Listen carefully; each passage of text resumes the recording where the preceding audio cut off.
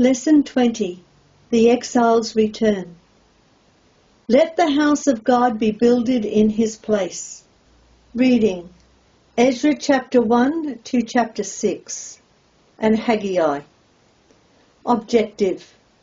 As a result of learning about the return of the Jews from exile in Babylon, you will be motivated to press on with the positive work in the service of God and to resist the distraction of materialism. Cyrus, my shepherd. Ezra 1. Through the agony of captivity, the people of God were sustained by the encouraging words of the prophets. Ezekiel confidently assured them that the day would come when God would return them to their land. Daniel was told that the city of Jerusalem would be rebuilt by the king's command. Daniel 9 verse 25. In Jerusalem, Jeremiah put a time limit of 70 years on the captivity. See Jeremiah 29 verse 10. 150 years beforehand, Isaiah even identified the name of the man God would use to bring the Jews back from captivity. Thus saith Yahweh, thy Redeemer, that saith of Cyrus, He is my shepherd, and he shall perform all my pleasure, even saying to Jerusalem, Thou shalt be built, and to the temple thy foundation shall be laid. Isaiah 44 verse 21 unto chapter 46 verse 11. This prophecy is a wonderful example of the inspiration of the Bible. The decree to return and rebuild, Isaiah 1. The mighty empire of Babylon had swiftly decayed under a succession of weak rulers after Nebuchadnezzar. The Persians under Cyrus were able to capture the city with ease. The policy of the Persians was to satisfy the many national groups within their empire by granting them self-government and honouring their gods. Cyrus, true to form, issued a decree in his first year that the Jews of Babylon were encouraged to return to their homeland and rebuild the temple of God. From his point of view, it was simply good politics, but God was behind it, fulfilling the words of his prophets and advancing his purpose with his people. Yahweh stirred up the spirit of Cyrus, king of Persia, that he made a proclamation. Thus said Cyrus, king of Persia, Yahweh, God of heaven, hath given me all the kingdoms of the earth, and he hath charged me to build him an house at Jerusalem, which is in Judah. Who is there among you of all his people? His God be with him, and let him go up to Jerusalem. Ezra 1 verses 1 to 4. Cyrus even handed over the temple vessels that had been stored in the treasuries of Babylon since they were seized by Nebuchadnezzar 70 years earlier, and their neighbours donated silver, gold, precious stones and animals for the work. Basic Bible teaching. God will fulfill his purpose with Israel. Spiritually perceptive men and women such as Ezra and Nehemiah were able to see Yahweh at work in the nation of Israel. Again and again these men referred to the good hand of our God, blessing faithful efforts to serve him, protecting them from their enemies and opponents, inspiring kings and governments to help them. Ezra 7 to 8 and Nehemiah 2 verse 8 and Nehemiah 6 verse 16. Despite their frequent rebellions, God continued to think of them as his people. Ezra 9 verses 5 to 15. It was God who moved the Persian king to send them back to their homeland. Ezra 1 verses 1 to 3. It was God who protected them during the dangerous journey home. Ezra 8 verses 21 to 23. Even when God withheld blessings, it was for their good. His action encouraged them to reflect on their frustration and disappointment and find reasons for it that would lead them back to a wholehearted love for God. See Haggai 1 verses 1 to 11, Haggai 2 verses 15 to 19. Despite their rejection of his Son, God continues to work with Israel today. Although they do not love him or understand him, Yahweh has not abandoned his people. Romans 11 verse 1. He punishes them for their rejection of him, even allowing brutal regimes like Nazi Germany to savage them, but he refuses to destroy them. Jeremiah 30 verses 10 to 11. One of the first things Christ will do when he returns is to restore Israel to an intelligent faith and to a deep love of Yahweh. Marveling at God's love, which cannot be defeated, Paul explains, "And so all Israel shall be saved, as it was written, There shall come out of Zion the deliverer, and shall turn away ungodliness from Jacob." Romans 11 verses 26 and 27. They are beloved for the Father's sakes, for the gifts and calling of God are without repentance. Chapter 11 verse 28 to 29. God's promise to Abraham will finally be fulfilled. "I will be their God" in Genesis 17 verse 5 to 8. A good start. Ezra 3. A group of about 50,000 made the dangerous 4-month journey back to their homeland. During the 70 years of the exile, the Samaritans, Arabs and other nations had moved in to occupy the empty land. They were hostile toward the returning Jews. Despite their fear, the people were committed to rebuilding the temple. No time was wasted. The priests, led by Joshua, and the princes, led by Zerubbabel, a descendant of David, rebuilt the altar of the God of Israel, where the magnificent temple of Solomon had once stood.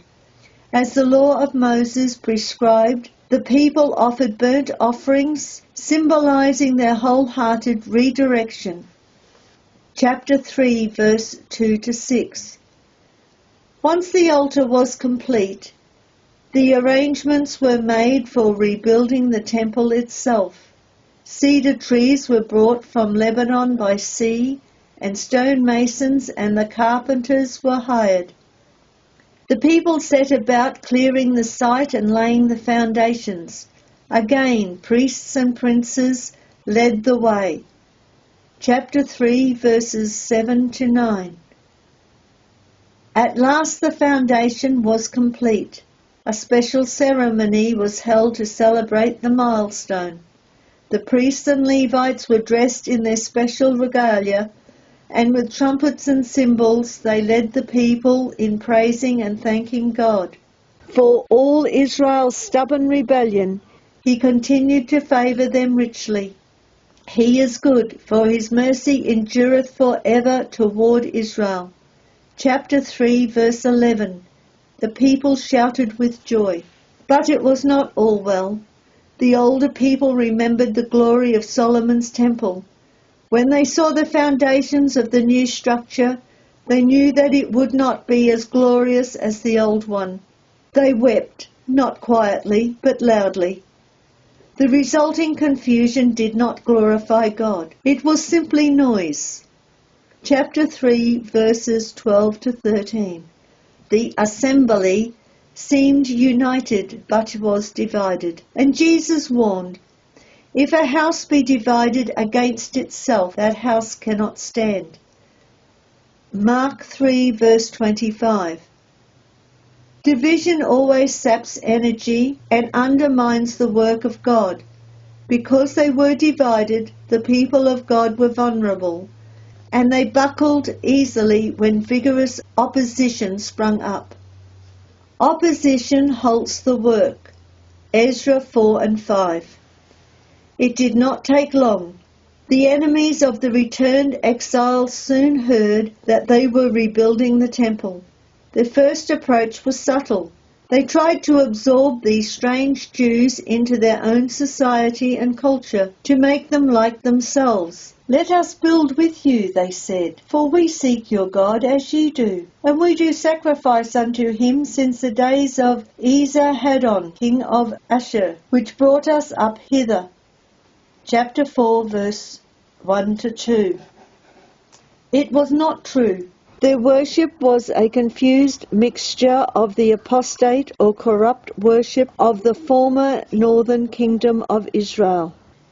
2 Kings 17, verses 20-41. To have accepted their offer, they would very quickly have resulted in the corruption of the worship of Yahweh, God of Israel, and the whole purpose of the return from exile would have been lost. The elders of the people were right to refuse the offer. Annoyed by this rejection, the people of the land did what they could to frustrate the builders, even bribing officials at the royal court to hinder the work. Chapter 4, verses 4-5. A series of letters was sent to the kings of Persia, reminding them of the rebellious history of Jerusalem and warning of the consequences if the work was allowed to go ahead. Artaxerxes ordered the work to stop immediately, and the enemies of Israel went up in haste to Jerusalem unto the Jews and made them to cease by force and power. Chapter 4, verses 23-24. For several years the building site stood idle, and the disheartened people turned to other activities. Apathy and materialism. Haggai 1. It was clear from the prophets Haggai and Zechariah, who ministered at this time, that the people of God had lost their initial enthusiasm for the work. The people justified their failure by referring to Jeremiah's 70 years prophecy. Jeremiah 25, verse 11. The time is not come, the time that Yahweh's house should be built, they said. Haggai 1, verse 2. Because the 70 years was not up, they argued. It was not time to rebuild. But they did continue to rebuild their houses. Whilst the temple lay incomplete, they were building lavish homes, possibly from the very materials that had been collected for the temple. Ezra 3 verse 7 and Haggai 1 verses 2-4 and verse 8. The more they struggled to make progress, the more dismally their efforts failed. Yahweh was doing what he could to make them see that their priorities were not his, but they struggled blindly on. A series of natural disasters, drought, blasting, mildew and hail, devastated their crops. Yet ye turn not to me, God reminded them. Haggai 1 verses 10-11 and chapter 2 verses 15-19. They could find no satisfaction or success. Ye have sown much and bring in little. Ye eat, but ye have not enough. Ye drink, but ye are not filled with drink. Ye clothe you, but there is none warm. And he that earneth wages to put it in a bag with holes. Haggai 1 verse 6. Their great expectations came to nothing. Haggai 1 verse 9 and Haggai 2 verses 15 and 16. God speaks out. But God had not abandoned them. The day came when he spoke directly to the people, first through Haggai. Consider your ways, the prophet urged the people. He challenged them to rethink their priorities, which put their houses first and the temple last. He reminded them of the pattern of their life, repeated frustration, disappointment and dissatisfaction, and pointed to the cause, because they had abandoned God's work. He had hindered their own labours. He urged them to bring more wood from Lebanon and recommence the building program. Get up to the mountain and bring wood, and build the house, and I will take pleasure in it, and I will be glorified, saith Yahweh. Haggai 1 verse 7-8. Haggai's words were electrifying. Zerubbabel and Joshua were the first to respond, and all the people were behind them. When they turned from disobedience to obedience, God spoke again to encourage them. Then spake Haggai, Yahweh's messenger unto the people, saying, I am with you, saith Yahweh. Haggai 1 verse 13. The prophets worked alongside the people, reinforcing their words with their personal example. Ezra 5 verse 2. God ensured that there would be no more discouragement from those who remembered Solomon's temple. 4 weeks later, Haggai spoke again. Who was left among you that saw this house in her first glory? And how do you see it now? Haggai 2 verse 3. Even though it is much less grand, Haggai declared, I will fill this house with glory, saith Yahweh of hosts. The silver is mine and the gold is mine. The glory of the latter house will be greater than the former, and in this place will I give peace. Haggai 2 verses 3 to 9. The day will come when Jesus Christ, the desire of all nations, will be present in that temple, filling it with a glory greater far than the glory of gold and silver. Zechariah added his own message 4 months later. The hands of Zerubbabel have laid the foundations of this house. His hand shall also finish it. And thou shalt know that Yahweh of hosts hath sent me unto you. For who hath despised the day of small things? For they shall rejoice. Zechariah 4 verses 9 to 10. Much encouraged, the people pressed on with the work. Unity and enthusiasm complete the temple. Ezra 6. Word soon spread that the Jews had recommenced work. Their adversaries quizzed them about their authority for rebuilding. Chapter 5 verses 3 to 10. With new confidence that God was with them, the leaders of the people recounted their shameful history, the just judgments of God, and the extraordinary decree from Cyrus urging them to return and rebuild. Chapter 5 verse 11 to 16. Unconvinced, the local governor wrote to King Darius, suggesting that he check the royal archives to see whether the story was true. At first the decree could not be found, but eventually a copy was located in an obscure place, and Darius confirmed the builder's mandate. It was an astonishing turnaround. The king commanded the governor to keep out of the way and leave the Jews to build. He ordered that they be supplied, at his own expense, with whatever they needed, and warned of drastic punishments on any who would try to frustrate the work. Chapter 6 verse 1 to 12. 4 years later the temple was completed, and again there was a special ceremony to dedicate the building.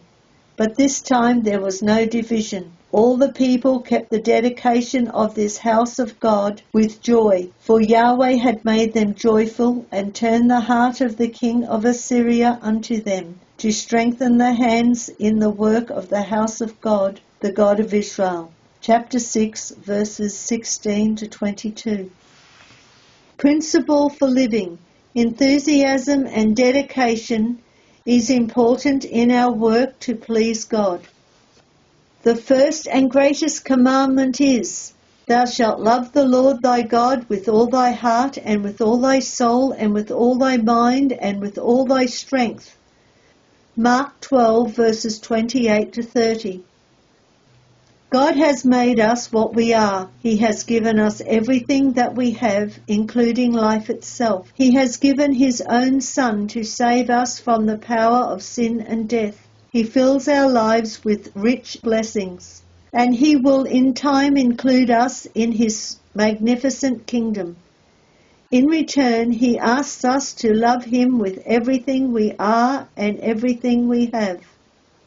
If we do not love God completely, our service will be half-hearted because our heart is divided. Like Israel in the days of Ezra, we will find dissatisfaction, frustration, and disappointment. God will withhold blessings because we do not love him wholeheartedly. The Lord Jesus made it clear that we cannot serve two masters. We cannot serve both God and money. Luke 16 verse 13. It is important to dedicate all our activities to God and tackle the tasks and challenges of daily life in the consciousness that he is always with us, that we are serving him, and that we are doing everything for his pleasure, in study, in work, at home, among our friends, in ecclesial life, in our leisure time. Whatsoever ye do, do it to the glory of God. 1 Chronicles 10 verse 31. Whatsoever ye do, do it heartily as to the Lord, and not unto men, knowing that of the Lord ye shall receive the reward of the inheritance, for ye serve the Lord Christ. Colossians 3 verses 23 to 24. Summary. God's purpose with Israel did not end when the Babylonians dragged them off into exile. His prophets foretold their return, and in his first year, Cyrus the king of Persia issued a decree encouraging them to return and to rebuild the temple at Jerusalem. A group of about 50,000 returned and made a good start, but division made them vulnerable to opposition from the hostile nations round about, who eventually persuaded the Persian king to stop the work. God allowed this to happen because the people had allowed other things, such as making a comfortable life for themselves, to become more important than his service. Through hardship, God sought to bring them back to himself.